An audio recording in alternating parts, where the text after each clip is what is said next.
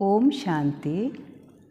ಅವ್ಯಕ್ತ ಮುರಳಿಯ ಮುಖ್ಯ ಸಾರ ದಿನಾಂಕ 26/1/2025, ರಿವೈಸ್ ಡೇಟು 15/12/2003.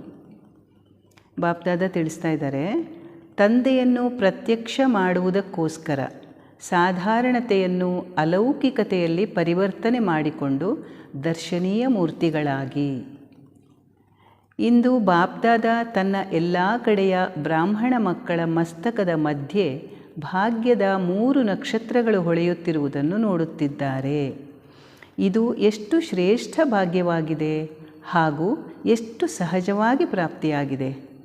ಮೊದಲನೆಯದು ಅಲೌಕಿಕ ಶ್ರೇಷ್ಠ ಜನ್ಮದ ಭಾಗ್ಯವಾಗಿದೆ.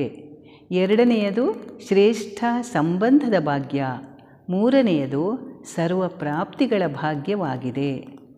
ಹೊಳೆಯುತ್ತಿರುವ ಭಾಗ್ಯದ 3 ನಕ್ಷತ್ರಗಳನ್ನು ನೋಡಿ ಬಾಪ್ದಾದಾರವರು ಸಹ ಹರ್ಷಿತರಾಗುತ್ತಿದ್ದಾರೆ.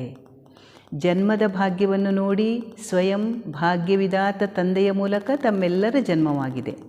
ಯಾವಾಗ ಜನ್ಮದಾತನೇ ಭಾಗ್ಯವಿದಾತನಾಗಿರುತ್ತಾರೆಯೋ ಆಗ ಜನ್ಮವೂ ಸಹ ಎಷ್ಟು ಅಲೌಕಿಕ ಮತ್ತು ಶ್ರೇಷ್ಠವಾಗಿದೆ.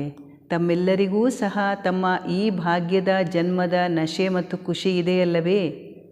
ಬಾಪ್ದಾದ ಕೇಳ್ತಾ ಇದ್ದಾರೆ, ಜೊತೆಗೆ ಸಂಬಂಧದ ವಿಶೇಷತೆಯನ್ನು ನೋಡಿ, ಇಡೀ ಕಲ್ಪದಲ್ಲಿ ಇಂತಹ ಸಂಬಂಧವು ಬೇರೆ ಯಾವ ಆತ್ಮನಿಗೂ ಇಲ್ಲ.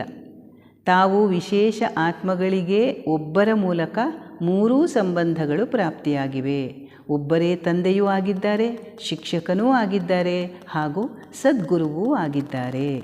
ಇಂತಹ ಪಾಲನೆ, ಪರಮಾತ್ಮನ ಪಾಲನೆ, ಪರಮಾತ್ಮನ ಪ್ರೀತಿ, ಪರಮಾತ್ಮನ ಆಸ್ತಿ ಯಾರಿಗೆ ಪ್ರಾಪ್ತಿಯಾಗಿದೆ ಅಂದಾಗ ಒಬ್ಬರೇ ತಂದೆಯೂ ಆಗಿದ್ದಾರೆ, ಪಾಲನಾಕರ್ತರೂ ಆಗಿದ್ದಾರೆ, ಶಿಕ್ಷಕರೂ ಆಗಿದ್ದಾರೆ.